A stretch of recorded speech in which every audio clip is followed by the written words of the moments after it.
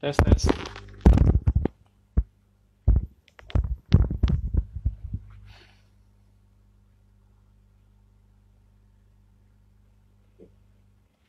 Tes tes.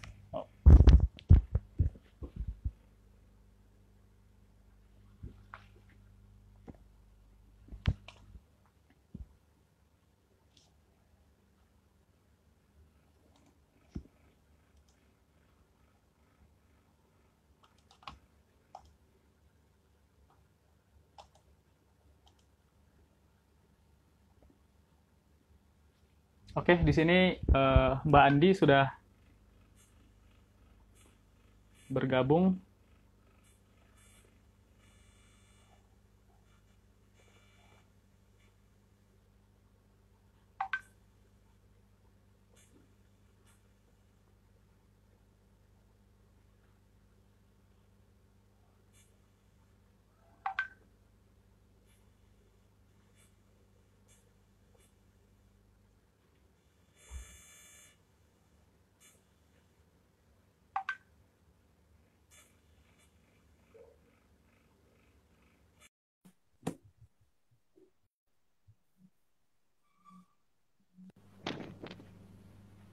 Halo, halo Mbak Andi, selamat sore. Sore, sore Kak John. Sore. Gimana Gimana kabarnya? suaranya aman? Aman. Suara saya di sana gimana? Aman? Ya. Suara saya di sana aman? Oh, iya ya, kedengaran. Oke. Oke, Mbak Andi. Mungkin bisa kita mulai ya karena waktunya sudah tepat untuk kita mulai sore hari ini. Ya. Terima kasih teman-teman yang telah bergabung. Jadi saya memperkenalkan diri, saya adalah John Anderson Sinaga dari United in Diversity, salah satu organisasi non-profit yang didirikan tahun 2003 untuk membangun kepercayaan dan menginspirasi para pemimpin trisektor, yaitu masyarakat, masyarakat sipil, pemerintah, dan sektor bisnis. Jadi kami di sini ngobrol santai melalui inisiatif kami yaitu UID Collab for Health. Kami telah mengundang Mbak Andi Arifayani sebagai salah satu narasumber kita yang juga saat ini eh, aktif berjuang bersama kita di tengah-tengah masyarakat untuk menghadapi pandemi COVID-19 ini. Jadi Mbak Andi Arifayani, mungkin bisa kita panggil Mbak Iva mungkin ya Mbak ya. Iya, panggil Iva aja. Oke siap, biar lebih akrab kita panggil Iva. Itu udah persetujuan bersama ya Mbak. Sip. Oke. Jadi Mbak Iva ini adalah salah satu fellow kita dari salah satu program. Boleh diceritakan Mbak sedikit Ya, halo Mbak Arifayani? semuanya. Iya, perkenalkan saya Iva. Dulu pernah ikut kegiatannya UID. Saya bilangnya UID sih. United in Diversity. Tahun kemarin 2019 sempat ikut kegiatannya namanya Youth Action Forum gitu. Jadi alumni 2019. Jadi nanti yang mau ikut tahun ini bakalan ada lagi nggak? Kita lihat nanti. Eh, Iya ya. Nanti kalau ada lagi teman-teman harus ikut. Itu kegiatannya Yap. keren. Dan semoga berhasil bisa lolos untuk jadi peserta. Ya. Oke. Iva, gimana kabarnya saat ini, Iva? Sekarang lagi di mana domisili? Sekarang di gua sih sudah balik dari kantor baru saja beberapa menit lalu. Oh, berarti gua ke Ah, Makassar itu jaraknya dekat atau gimana? Kebetulan ini saya, Tergant aduh nggak pernah ke Sulawesi nih. Oh gitu. Ini tergantung goanya di goa mana karena goa itu cukup luas ya. Kalau masih daerah urbannya ya ada yang sampai 5 menit udah. Tapi kalau yang tempatku itu Oh, sekitar 30 menitan. oh berarti tiap hari pulang pergi kerja itu dari Goa ke Makassar. Betul. Oh, oke. Jadi mungkin udah bisa kita mulai kali ya. Jadi Boleh, boleh. teman-teman semua penonton, terima kasih sudah bergabung. Ini eh, jadi kita akan ngobrol santai mengenai COVID-19 dan apa yang telah dan apa inisiatif yang telah dilakukan oleh Mbak Iva sendiri di Makassar dan di Goa. Jadi Mbak Iva, untuk kondisi di sana sekarang gimana Mbak Iva? untuk Mm-mm. untuk kan di kondisi kasus COVID sendiri di Makassar dan di Goa. Iya, kalau kita bicaranya Sulsel dulu ya. Siap. Jadi kalau yang sekarang mungkin teman-teman juga bisa akses datanya di internet. Sekarang Sulsel itu sudah menduduki urutan ketiga untuk angka kasus COVID Wow. terbesar di Indonesia. Jadi setelah Jakarta, DKI Jakarta, kemudian Jawa Timur, baru Sulawesi Selatan. Nah, untuk Sulawesi Selatan sendiri, penyebarannya memang banyak daerah perkotaan seperti Makassar dan Kabupaten Goa. Ada lagi satu di sebelah sana Maros, gitu, tempatnya bandara. Nah, sekarang kondisinya karena kan kita kemarin memang sempat PSBB. Makassar pernah PSBB, Goa juga pernah PSBB. Jadi setelah PSBB, eh, belakangan ini kan kita udah kembali ke new normal New atau normal. sekarang sebenarnya bahasanya adaptasi kebiasaan baru begitu. Jadi kata new normal itu diubah karena nanti orang berpikirnya, oh ya kita kembali ke kehidupan normal, padahal kita sekarang beradaptasi dengan memakai Ya, masker, jaga jarak, ya. kumpulnya sedikit-sedikit gitu. Jadi sekarang sih orang masih pada pakai masker sih kelihatannya, cuma tidak sebanyak yang waktu masih PSBB. Oke. Jadi Uh, sekarang cenderung masyarakat lebih ke cuek gitu ya Mbak ya, kalau kita perhatikan. uh, saya jawabnya gimana ya? Karena di lingkungan sendiri sih, alhamdulillahnya, maksudnya teman-teman masih pakai masker. Terus kalau memang kita ada meeting, meeting yang ketemu langsung, itu Hmm. memang berjarak begitu. Kita atur. Tapi kalau lihat orang lain, ya agak-agak khawatir juga lihat. Ya. Jadi kalau Mbak Iva sendiri saat ini aktif di mana Mbak?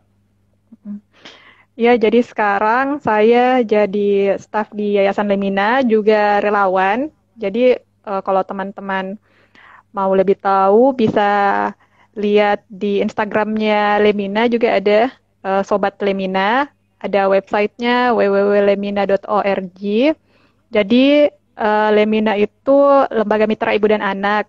Kita bekerja fokus di peningkatan kesejahteraan ibu dan anak gitu. Beberapa kegiatannya melakukan pendampingan di sekolah dengan guru, kemudian ada pendampingan literasi juga kerjasama dengan Dinas Perpustakaan dan Kearsipan Provinsi Sulawesi Selatan. Ada kegiatan pencegahan kekerasan seksual kerjasama dengan DP3A dan Universitas Bosowa Makassar. Kemudian ada program air dan sanitasi. Itu sih yang belakangan kita, yang paling yang sekarang kita kerjakan itu yang air dan sanitasi karena kegiatan-kegiatan lain masih beradaptasi karena kita belum bisa terlalu ngumpul-ngumpul Ya. begitu. Jadi yang kita kerjakan sekarang itu program WASH kerjasama dengan UNICEF di dua tempat di Sulawesi Selatan, Makassar dan Goa. Itu program kerja sama seperti apa Mbak? Ini tunggu sebentar Mbak, mungkin eh, saya boleh mengingatkan kepada teman-teman jika ada yang ingin bertanya boleh menuliskan pertanyaan di kolom komentar. Jadi nanti Mbak Iva bisa, kita masuk ke sesi tanya jawab, Mbak Iva bisa menjawab 2-3 pertanyaan dari teman-teman penonton saat ini. Oke, kembali Iya. lagi tadi Mbak. Jadi kerjasama seperti apa Mbak yang dengan UNICEF itu?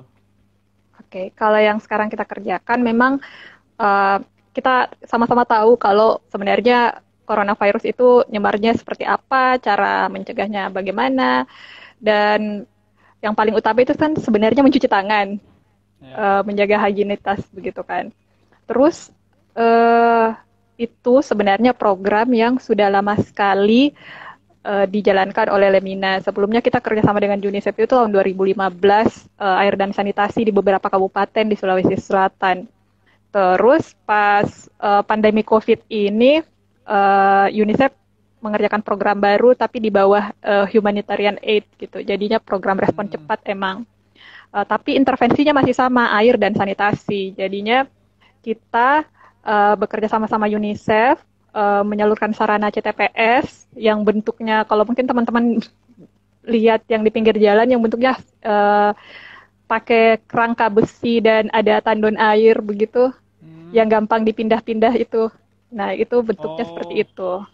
Jadi ada sarana berarti cuci tangan. Ah, ah, ah. berarti perpanjangan tangan dari UNICEF gitu ya, Mbak ya? Ya, kita mitra lokal UNICEF untuk Sulawesi Selatan. Kalau untuk bantuan itu sendiri udah di kabupaten dan kota mana aja, Mbak? Di daerah, Mbak. Iya, kalau yang di Sulawesi Selatan memang intervensinya sekarang program COVID itu kita cuma di Makassar dan Goa karena itu daerah perkotaan yang memang angkanya semakin tinggi. Kalau yang program sebelumnya kita ada di Kabupaten Baru, Luwu Utara, Takalar, gitu. Oh, berarti untuk saat ini masih berfokus di daerah perkotaan gitu ya, Mbak ya? Dan kabupaten-kabupaten yang Iya, dekat dengan Kota Makassar gitu ya, Mbak? iya di dua tempat ini aja Kabupaten Goa dan Makassar. Oke. Nah, dengar-dengar kemarin juga ada seliweran gitu dengar kalau ada kerjasama juga dengan UNICEF untuk pelatihan kader kesehatan, terus Ah, pendistribusian tadi Mbak udah cerita pendistribusian cuci tangan dan edukasi juga ke sekolah. Itu boleh diceritakan, Mbak?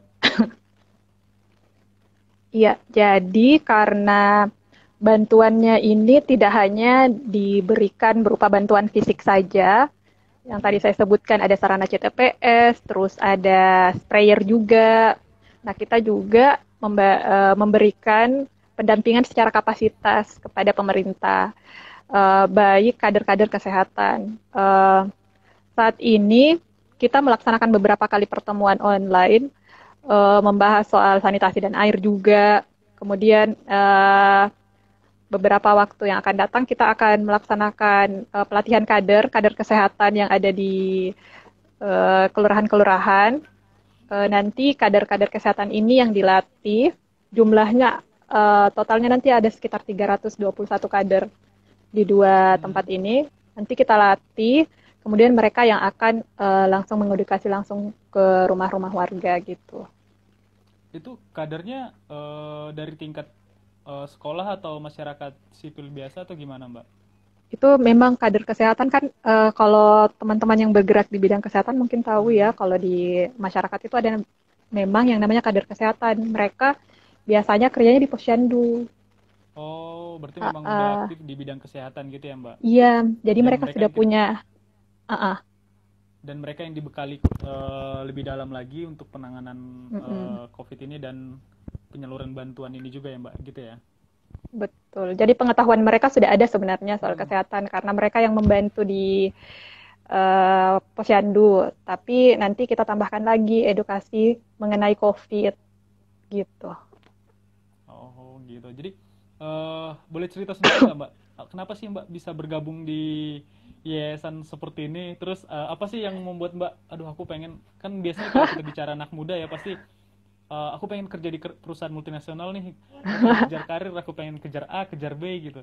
Sedangkan kalau kita bicara kerja di yayasan ini kan otomatis kita bukan mengejar itu gitu. Itu apa sih Mbak motivasi Mbak bergabung di sini dan aktif apalagi sekarang kan kita sangat khawatir ya di tengah pandemi ini dan Mbak masih mau meluangkan waktu pemikiran untuk bisa eh, berusaha menyalurkan bantuan ini dan menyentuh daerah-daerah yang mungkin Mbak belum pernah juga datangin gitu. Mm-mm. Iya, jadi kalau flashback ya dulu itu di akhir di akhir semester kuliah itu memang dalam kondisi yang ngapain ya gitu. Terus tiba-tiba bukan tiba-tiba sih, maksudnya nemu beberapa komunitas gitu. Eh, di Makassar itu emang lagi hype komunitas-komunitas sosial waktu itu, komunitas pendidikan, lingkungan. Nah, saya waktu itu emang gabung di beberapa komunitas, mau dicobain aja semuanya. Nah, terus uh, pada akhirnya, oh yang pertama itu kelas inspirasi. Itu Oh, cukup cukup terkenal ya. Kalau kelas inspirasi itu gerakan. Nah, abis gabung di kelas inspirasi, pernah juga gabung di Earth Hour Makassar, ada Save the Children, terus bukan Save the Children, Save Street Children. Saking udah lamanya jadi lupa. Nah, Eh, terakhir di Sobat Lemina. Nah, pas di Sobat Lemina, nggak tahu sih gimana ceritanya dan akhirnya betah dan sampai sekarang masih bekerja di sana serta jadi relawan juga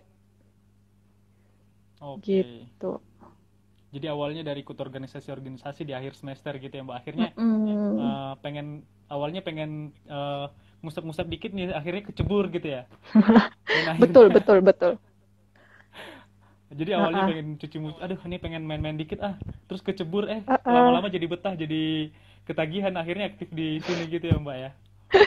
Iya, betul. Jadi itu sebenarnya kalau mau memulai hal baik, meskipun niat awalnya nggak terlalu baik ya, cuma mau mengisi waktu atau meluangkan lagi bosen, tapi di sepanjang perjalanannya em, niatan itu bisa di redefine gitu, Hmm. diperbaiki dan itu seiring dengan pemahaman-pemahaman soal bagaimana bekerja di masyarakat, bagaimana bekerja dengan anak, begitu. Memang kalau saya perhatikan dari webnya yang Mbak sampaikan tadi itu tulisannya itu banyak saya lihat juga tulisan Mbak juga ada di dalam situ ya Mbak ya. Oh ya, kebetulan jadi admin webnya saya. Oh, jadi admin webnya. Oh, jadi selama pandemi COVID ini Mbak, kalau Mbak perhatikan, gimana sih antusiasme masyarakat di sana Mbak? Kan kita ketahui nih, tadi Mbak juga cerita, sekarang udah mulai melonggar, terus sedangkan kasus sekarang sedang meningkat, sedang dalam Mm-mm. jumlah banyak-banyaknya gitu ya Mbak ya. Gimana Iya, sih antusiasme betul. masyarakat di sana Mbak, setelah PSBB ini dicabut? Ya, saya rasa mungkin kita semua bisa merasakan itu kali ya, karena PSBB itu semacam kita di kerangkeng gitu, nggak boleh kemana, bukan nggak boleh kemana-mana juga sih, tapi dibatasi pergerakannya begitu. Hmm. Nah, untuk mungkin teman-teman yang masih punya pilihan untuk tinggal di rumah, mungkin bisa bilang bahwa oh ya, kita stay at home begitu, kerja dari rumah, tapi tidak bisa dipungkiri ada banyak sekali sektor-sektor pekerjaan yang memang mereka harus keluar rumah untuk bisa dapat duit begitu. Hmm. eh itu jadinya gimana ya, agak dilema juga sih. Maksudnya yang memang bisa ditekankan sekarang itu bagaimana tetap menjaga protokol kesehatan begitu. Ya. Memakai Jadi masker, jaga jarak. selama Mbak aktif penyaluran bantuan sanitasi, air dan yang dari UNICEF itu kan pasti ada kendala dong yang dihadapi ya Mbak ya. Apalagi transportasi Mm-mm. saat ini. Kita kan kesulitan transportasi, bahkan angkutan publik aja sekarang udah sulit didapatkan gitu Mbak.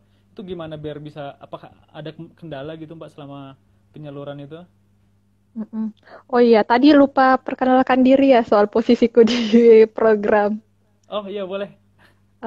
Jadi saya posisinya sebagai knowledge management dan Ya. admin officer. Jadi eh, kerjaannya memang lebih banyak ke bagaimana mengkomunikasikan apa yang kita kerjakan ke publik lewat tulisan, begitu, laporan dan sebagainya. Nah, yang terjadi di lapangan yang kita lihat sih saat ini tantangannya banyak ya, maksudnya dari segi teknis, dari segi eh, apa pelaksanaan kegiatan, tapi dukungan dari pemerintah itu ada, dukungan dari pemerintah provinsi, dukungan dari pemerintah kabupaten kota.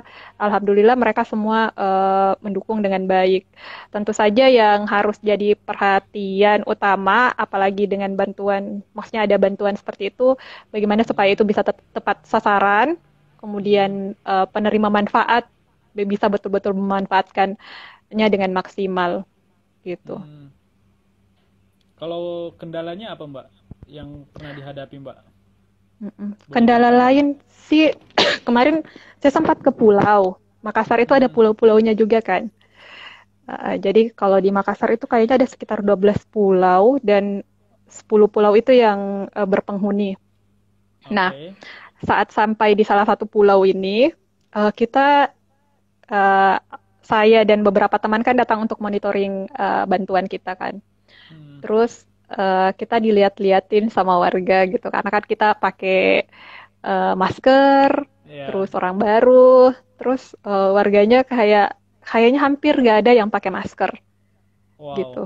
Eh, terus kayak kenapa ya aura-auranya agak beda ini. Sampai di puskesmas pulau itu, sampai di Heeh. puskesmas pulau itu, jadi kita dapat cerita dari orang puskesmasnya kalau ternyata warga itu sekarang sudah tidak terlalu percaya lagi sama coronavirus Oh, gitu. jadi Jadi ada boleh dilanjut, Mbak? ya mereka berpendapat bahwa itu adalah bagian dari konspirasi, Wow. bagian dari konspirasi. Terus apa? Mungkin juga karena banyaknya informasi yang berseliweran ya, terutama informasi yang ada di media sosial yang gampang sekali di-share ke teman tanpa tidak melalui cross check terlebih dahulu begitu. Nah, selain itu ketakutan masyarakat pulau juga ini karena sebelumnya kan mereka ada rapid test gitu. Hmm. Seluruh Sebelumnya masyarakat di pernah pulau dilakukan. tersebut. Iya, jadi Bisa. sebelumnya ada sebagian besar, saya nggak tahu sih itu hari mereka bilangnya seluruh apa tidak. Eh, Sebagian besarnya di rapid test dan ada yang reaktif Hmm. dan dibawa ke Makassar. Maksudnya Oh, Makassar kota ya, yang dari ya. pulau ke Makassar kota. Dan eh, para warga ini ketakutan sebenarnya. Maksudnya berangkat ke kota itu sebenarnya bukan hal Ya. yang gampang untuk orang pulau. Maksudnya ke sana sama siapa, terus tinggal di mana, eh nanti nanti siapa yang ngurusin begitu. Pertimbangan-pertimbangan itu yang membuat mereka mending gak usah harus jauh-jauh deh sama yang namanya nakes atau tenaga kesehatan begitu. Jadinya waktu itu ada ibu-ibu yang nyamperin waktu saya jalan, ditanyain, eh, ibu dokter. Oh bukan, oh ya saya kira dokter. Kemarin itu ada yang datang tenaga kesehatan dan mau bawa kita diperiksa dan mau dibawa ke Makassar begitu kalau positif loh. Oh enggak bu, saya bukan dokter. Aduh ya ampun. Jadi jadi kalau di pulau itu sendiri mungkin udah mulai ada rasa kurang percaya terhadap kasus saat ini ya, Mbak ya.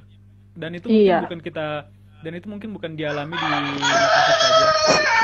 Kalau kita perhatikan sekarang media sosial, berita online itu hampir banyak yang membahas adanya kurang kepercayaan masyarakat terhadap kasus saat ini. Bahkan pun ada beberapa tokoh publik yang mengatakan bahwa saya bersedia untuk berjabat tangan, disuntikkan darahnya gitu. Jadi itu yang buat kita sebagai orang yang aware, kita yang peduli.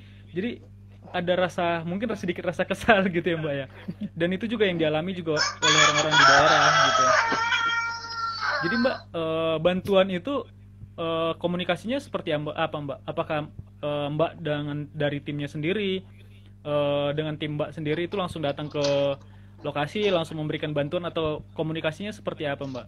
Uh-uh. Kan pasti ada beberapa tahapan yang harus dipenuhi gitu dan sekarang pun Ya. bantuan itu sangat banyak yang datang dan di beberapa daerah banyak yang masuk tapi di daerah tertentu itu sama sekali kecil sangat sedikit bantuan yang masuk. Ada nggak Mbak kendala selama ini Mbak terkait komunikasi untuk penyampaian bantuannya atau gimana tahapannya? Iya, kalau tahapannya sendiri kan memang pandemi ini kita ada namanya gugus tugas kan di masing-masing kabupaten, provinsi, semuanya ada gugus tugasnya. Jadi memang koordinasinya eh, dari atas ke bawah gitu. Mulai Hmm. dari koordinasi ke provinsi, gugus tugas provinsi juga, khususnya dinas kesehatan. Hmm. Kemudian kabupaten kota masing-masing dengan dinas kesehatan kabupaten kotanya begitu. Nanti dari Dinas Kesehatan Kabupaten Kota kita diarahkan ke karena memang target penerima manfaat si barang bantuan ini ke Hmm. fasilitas umum dan fasilitas kesehatan. Mhm. Jadinya yang kita sasar adalah puskesmas. Kemudian yang untuk fasilitas umum kita kelurahan. Nah, kedepannya kita mau eh, tambahkan lagi untuk panti asuhan dan juga sekolah gitu. Oke. Dan memang lebih saat ini bantuan itu ada di fasilitas umum aja ya Mbak ya. Kalau untuk sekolah kan sekarang belum aktif ya Mbak ya? Atau gimana kalau di sana Mbak? Iya, sekolah sekarang belum aktif dan kemarin juga sudah keluar keputusannya kan kalau sampai akhir Oh, tahun eh, tidak akan ada aktivitas. di sekolah. Iya, jadi Wow. sampai kayaknya sampai tahun depan baru mulai dari Berarti ini Desember. untuk tahun ajaran di semester ganjil yang akan datang ini nggak ada aktivitas sama sekali Mbak. Iya, yang saya tahu seperti itu. Oke. Tapi Wow. tetap dipersiapkan bagaimana anak-anak ini belajar di rumah dengan baik. Terus kalau Hmm. untuk sarana bantuannya, kita masih komunikasi dengan Dinas Pendidikan di sini, di Hmm. Makassar dan Goa, bagaimana penyaluran bantuannya, apakah tetap akan ditempatkan di sekolah atau seperti apa. Karena sebenarnya cuci tangan tujuan utamanya kan sebenarnya penyediaan sarana cuci tangan yang gampang Ya, diakses oleh orang-orang kan. ya, Terus harapannya semoga kalau itu tambah banyak, tambah gampang diakses, kita semakin mudah untuk cuci tangan gitu. ya. Jadinya semakin mudah cuci tangan, tambah kebersihan kebersihan tangan itu lebih terjaga dan itu bentuk ikhtiar lah untuk terhindar Ya. dari penyakit yang banyak Berarti sekali. memang memang fokus penyaluran bantuan yang Mbak sampaikan yang bekerja sama dengan UNICEF itu adalah bantuan eh, cuci tangan gitu ya Mbak ya. Seperti wadah untuk penampungan air cuci tangan bersama gitu ya Mbak ya. Iya, dan ternyata Oh, menyalurkan bantuan seperti itu tidak semata-mata disalurkan, tapi juga dimonitoring, dipastikan buangan airnya itu limbahnya. limbahnya itu betul-betul aman, tidak dibuang sembarangan, begitu. Oh, oke.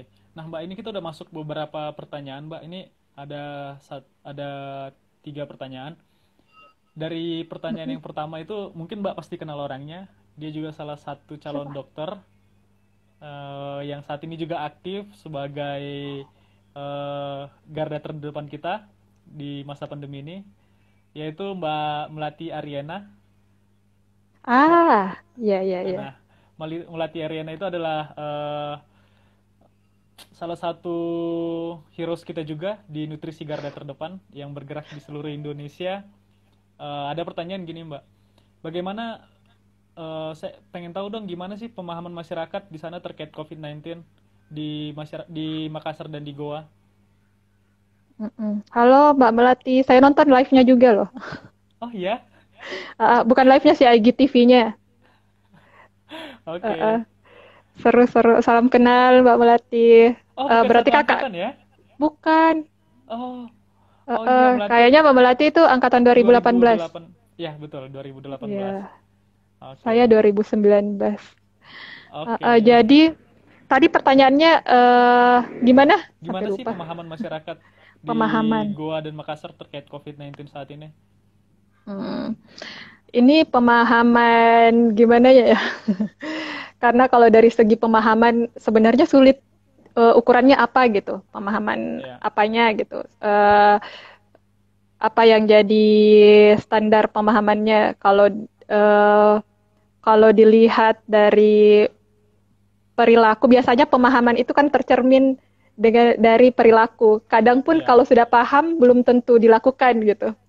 ya. Bisa ditangkap tidak? Saya takut Bisa, bisa, bisa, menjelaskannya bisa, salah. bisa. Gitu. Jadinya yang saya lihat, jadi yang saya bisa katakan itu apa yang saya lihat di masyarakat Ya, gitu. Kebanyakan memang semakin berkurang orang yang pakai masker dibanding yang sebelumnya. Kemudian kemarin sempat kita ada meeting di salah satu tempat rumah makan lah. Tapi kita tetap jaga jarak. Tapi yang sebelah sana-sana itu Hah? pengunjung lain itu masih yang mereka hahaha terus nggak jaga jarak, nggak pakai masker. Jadi kita cuma ya ya ya ya begitu. Itu mungkin bisa cukup merepresentasikan apa yang terjadi di masyarakat. Ya. Apalagi saya juga kan bolak-balik Makassar, Goa itu naik motor. Hmm. Jadi kelihatan kan orang, oh ya orang sudah mulai tidak pakai masker ya. Padahal naik motor loh, begitu. Dan mungkin saya rasa itu bukan hanya terjadi di sana ya Mbak ya. Bahkan kita di sini masih dalam kawasan Jabodetabek, saya domisili di Bogor saat ini pun kondisinya seperti itu Mbak. Di Hmm, awal-awal kemarin ketika dinyatakan bahwa setiap hari pertambahan kasus 10, 20, mm, mm, mm, mm. 30 itu kita sangat panik. Semua di mana-mana ketika kita ketemu orang pasti menggunakan masker. Dan pada saat itu menggunakan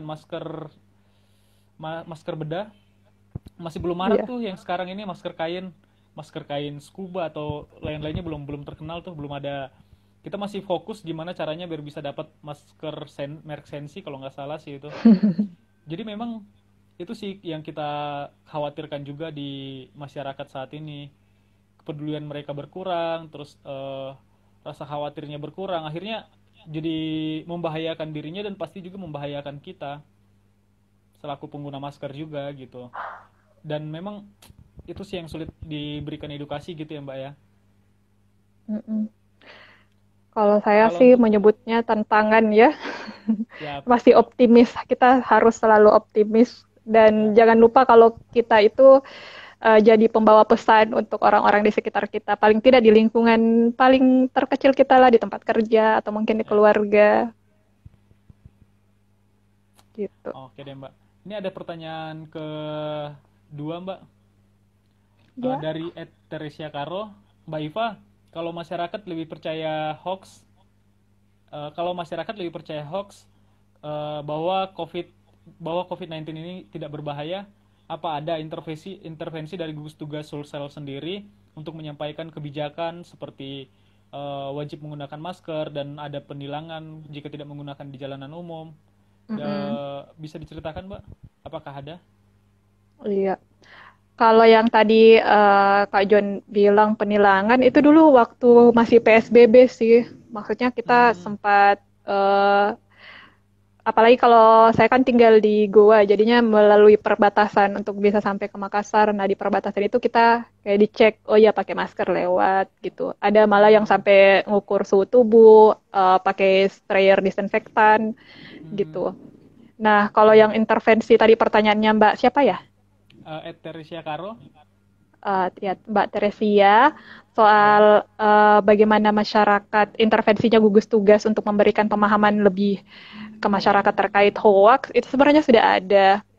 Uh, itu melalui media komunikasi berupa buku, berupa poster dan Hmm, sebagainya. Nah, media komunikasi itu pun disampaikan sesuai dengan ada yang dibuat dalam versi khusus untuk bahasa Makassar supaya lebih hmm, lebih gampang dimengerti dan lebih menarik untuk masyarakat lokal. Tentu saja kita tidak bisa memungkiri bahwa memang tingkat literasinya kita beda dengan mungkin negara maju ya. Kita tingkat literasinya uh, masih rendah, perlu ditingkatkan lagi. Jadinya media komunikasi yang kita gunakan pun memang harus strategis. Kalau yang sekarang yang bisa kita gunakan media sosial, mungkin paling banyak untuk masyarakat perkotaan ya. ya. Bisa dibilang juga bahkan sampai ke pelosok untuk Facebook dan sebagainya. Nah, pakai media sosial pun caranya seperti apa, itu lagi yang jadi pertanyaan berikutnya.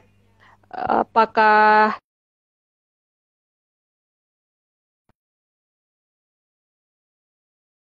atau anak-anak siapa yang jadi targetnya gitu. Nah, target yang berbeda ini tentu cara komunikasinya beda lagi, metode komunikasinya beda, meskipun dengan platform yang sama, media sosial gitu. Ya. Jadinya memang harus strategis sih. Oke. Mbak, ini kan Mbak alumni salah satu program kita, Mm-mm. YAF tahun 2019 ya Mbak. Kan Iya. kita di sana ada banyak belajar materi-materi yang pasti masih melekat lah saat ini. Menurut Mbak, setelah Mbak mengikuti Mhm. program ini Mbak, ada ada Mbak yang bisa diterapkan dari apa yang Mbak dapatkan selama IAF ini dan sesuai dengan aktivitas Mbak selama masa pandemi ini atau bahkan di organisasi Mbak saat ini? Boleh Hmm. cerita nggak Mbak experience-nya? Kemarin itu kan kita sempat diajarkan soal U teori juga kan. Yap. Bagaimana mengidentifikasi permasalahan dari atas, kemudian melihat lebih dalam lagi, tidak langsung mengambil kesimpulan, lalu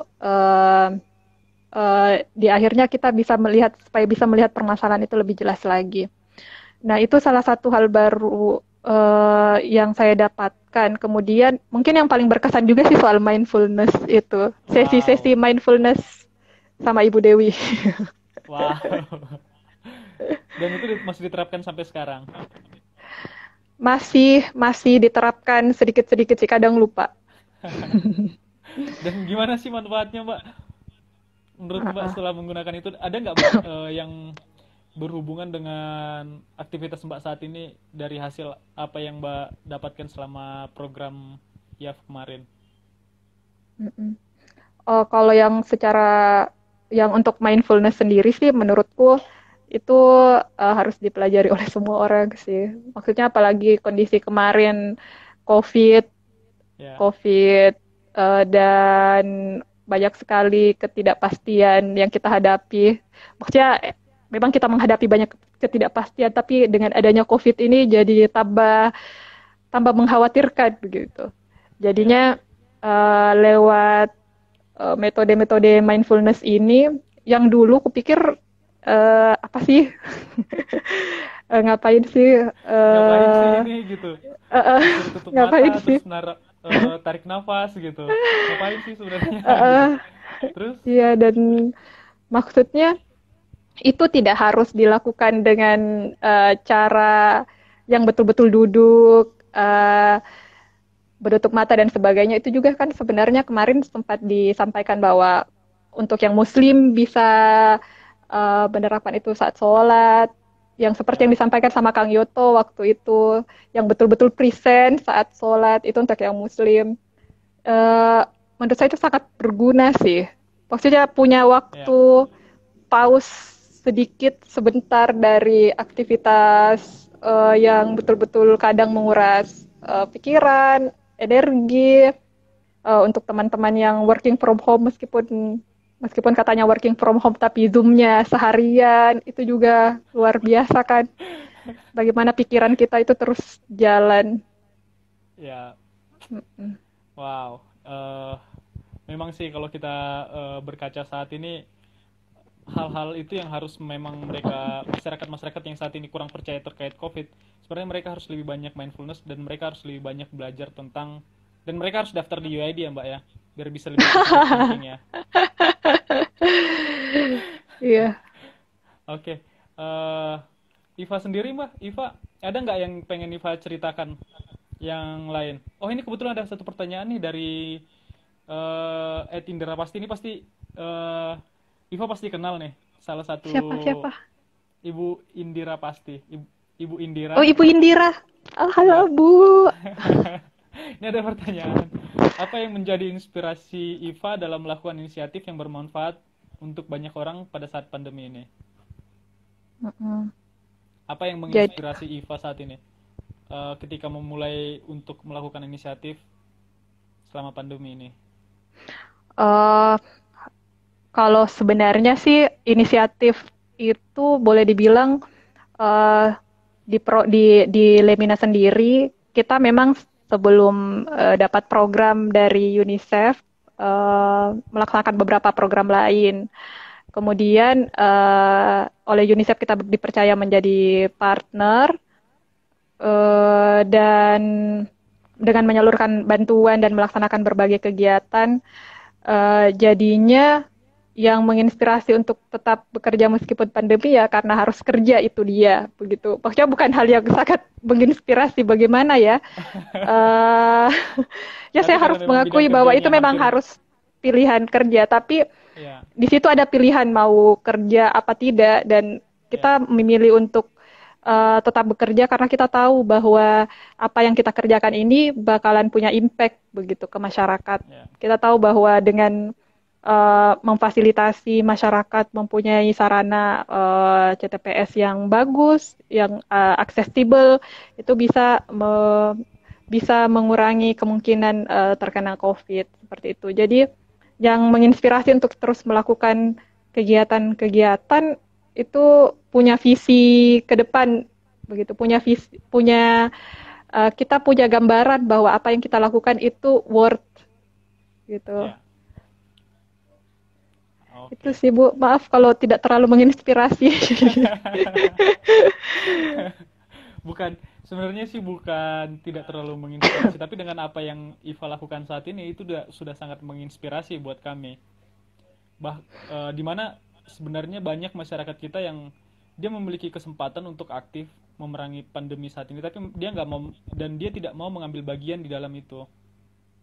Pasti dong, ketika kita bicara heroes di masa pandemi ini, pasti ada kekhawatiran, aduh ini kan penyakit yang virus yang nggak bisa dilihat mata gitu, siapapun bisa kena dan tidak mengenal orang, kasta, status, apapun. Nah, apalagi yang saat ini yang sangat rentan itu kan orang-orang yang aktif memerangi pandemi saat ini gitu. Dan apa yang Iva lakukan saat ini tuh betul-betul sangat menginspirasi karena banyak seperti yang saya bilang tadi banyak orang yang berkesempatan untuk aktif tapi nggak mengambil bagian di dalamnya. Tapi dari Iva sendiri itu udah, kalau bisa saya kasih 4 jempol, saya kasih 4 jempol ya. Terima kasih ya. Kita bekerjanya bareng teman-teman relawan juga di lapangan. Saya bisa menyebutkan mereka juga satu-satu bahwa kerja-kerja mereka itu luar biasa sekali.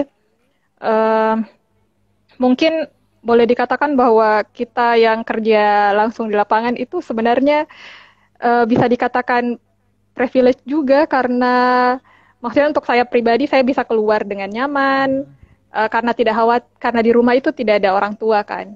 Jadinya tidak ada usia-usia yang rentan untuk terinfeksi COVID. Jadinya bisa keluar dengan aman, pulang maksudnya tidak terlalu dipikirkan begitu karena tidak ada orang tua. Nah, mungkin untuk orang-orang lain yang memang tidak punya pilihan untuk keluar rumah gitu. Ya, Jadi kondisinya beda masing-masing, dan di luar sana banyak juga relawan-relawan. Kalau di Makassar memang ada relawan gugus tugas COVID tersendiri. Mereka juga datang dari berbagai background organisasi dan komunitas. sejauh ini Pak, buat diri Iva sendiri, ini bukan buat masyarakat, bukan buat organisasi, tapi buat Iva sendiri, apa sih pelajaran berharga yang Iva petik selama masa pandemi ini dan apa yang dan dari aktivitas Iva selama pandemi ini? Mm-mm. Pelajaran berharga ya. Mungkin lebih ke apa? Redefining caranya kita berkomunikasi gitu. Dulu kita berpikiran bahwa komunikasi itu harus ketemu langsung, rapat itu Ya, tidak enak kalau tidak ketemu langsung ya atau betul. tidak berargumentasi secara langsung. Tapi ternyata eh, lewat pandemi ini kita jadi tahu bahwa oh ya it works ya, kita bisa loh Ya, bikin rapat dan ada keputusan, ya mengeluarkan bisa mengambil keputusan keputusan, walaupun mengambil keputusan meskipun dalam kondisi tidak bertemu secara langsung. ya, Ya harus ada aspek-aspek emosional yang harus dikorbankan, bahwa ya, tidak bisa melihat langsung, tentu ada yang berbeda, tapi tentu saja ini juga berdampak ke lingkungan kan. Kita ya, jadi tidak mengeluarkan bensin keluar mungkin, ya betul. mengurangi apa polusi udara dan Ya betul. sebagainya. Lebih ke situ sih. Oke, Iva. Itu mungkin yang Iva sampaikan juga mungkin itu juga yang aku rasakan saat Uh, ini. Itu sih manfaat yang bisa Gimana? kita ambil. Itu manfaat yang bisa kita ambil selama masa pandemi ini. Bahwa seperti yang Iva sampaikan tadi, kita bisa mengambil keputusan, bisa berdiskusi, bisa rapat, walaupun kita tidak bertemu secara langsung gitu. Mm-mm. Dan tetap menghasilkan hasil yang sama seperti ketika kita rapat secara offline. rapat Mm-mm. langsung ketemu gitu. Jadi sebenarnya, dan di sini juga kan kita di saat ini Indonesia masuk ke era 4.0. Mm-mm. Nah, jadi kita udah diharapkan seluruh masyarakat itu sudah tidak butakan teknologi. Nah, jadi ini bisa juga sebagai salah satu wadah untuk mempercepat hal itu bisa terjadi. Iya, Karena di mana-mana kita pasti butuh komunikasi. Tapi untuk saat ini, sebelum masa pandemi kemarin, mungkin bisa kita katakan saat ini jauh lebih maju kita dalam menggunakan digitalisasi saat ini gitu. Oke, Pak, karena kita udah masuk di menit-menit akhir, Pak. oh ya. eh Ya, ini kebetulan sudah masuk di menit. Dari Iva sendiri, boleh kami dengar closing statement dari Iva terkait apapun yang Iva pengen sampaikan. Oh iya. Closing statementnya mungkin mau bilang bahwa eh, apa saya mau mengucapkan terima kasih banyak kepada semua relawan yang sudah bekerja di luar sana. Banyak sekali teman-teman yang bekerja di lapangan selama pandemi COVID ini, dan mungkin tidak harus eh, apa tidak harus disebutkan satu-satu, mereka mungkin bukan tenaga kesehatan tapi punya Ya. keinginan untuk membantu sesama. Kemudian jangan lupa bahwa kita masing-masing dari kita itu adalah pembawa pesan untuk lingkungan kita. Uh, Tetap optimis kalau pandemi ini akan berlalu, begitu. Tetap Amin. jalankan protokol kesehatan, pakai masker, jaga jarak, begitu. Itu aja sih. Oke. Terima kasih Iva atas cerita inspiratifnya. Saya juga boleh kasih saran buat penonton di sini dan yang akan menonton nanti di IG story-nya. Jadi teman-teman setiap keluar rumah usahakan ada 3 hal di dalam kantong kita, yaitu handphone, dompet, dan hand sanitizer. Itu harus, yang ketiga ini sangat penting untuk saat ini dan jangan pernah dilupakan. Itu saran yang bisa saya berikan buat teman-teman. Oke Iva, terima kasih atas waktu dan kesempatannya. Iva telah meluangkan waktu 45 menit buat kita ngobrol santai di sini. Dan teman-teman yang mungkin tadi menontonnya mulai dari pertengahan atau pas sudah di menit-menit akhir, teman-teman masih bisa menontonnya secara full di IGTV-nya United in Diversity. Jadi semua berita, semua cerita yang telah disampaikan oleh Mbak Iva itu bisa semuanya dapat terangkum di dalam situ. Jadi Mas dan Mbak yang menontonnya telat, boleh mampir nanti. Dan juga saya mengingatkan kepada penonton kita. Jadi tadi siang kita baru melewatkan sesi dengan Bapak Tantowi Yahya. Di Dia salah satu heroes kita juga seperti Mbak Iva. Dan kita akan hadir lagi nanti tanggal 23. Begitu juga waktunya di jam 11 sampai jam 12 siang dan jam 4 sore dan jam 4 sore sampai jam 5 sore. Begitu juga di tanggal 26 kita ada 2 heroes juga lagi yang akan berbagi juga bersama kita seperti sore hari ini. Oke Iva, saya John Anderson Sinaga dan United University mohon maaf jika misalnya ada kata yang salah dalam pengucapan selama kita tadi diskusi, selama kita tadi Ya, ngobrol, mohon dimaafkan. saya juga. Oke Iva, baik, terima kasih atas cerita inspiratifnya ya Iva. Semoga Iva beserta keluarga dan teman-teman yang aktif di masa pandemi ini diberi kesehatan selalu. Dan buat Ivanya terkhusus, kita semoga masih dapat bertemu lagi nanti di keluarga besar United University. Iva bisa datang ke Amin. kami dan ke Jakarta, dan kalau bisa ketika Iva datang ke Jakarta boleh komunikasikan ke kami. Mungkin kita bisa Siap. ngopi jika COVID ini sudah selesai gitu. Oke, terima kasih Iva. Terima Terima kasih, terima kasih, terima kasih. kasih. Terima kasih semuanya. Terima kasih Iva.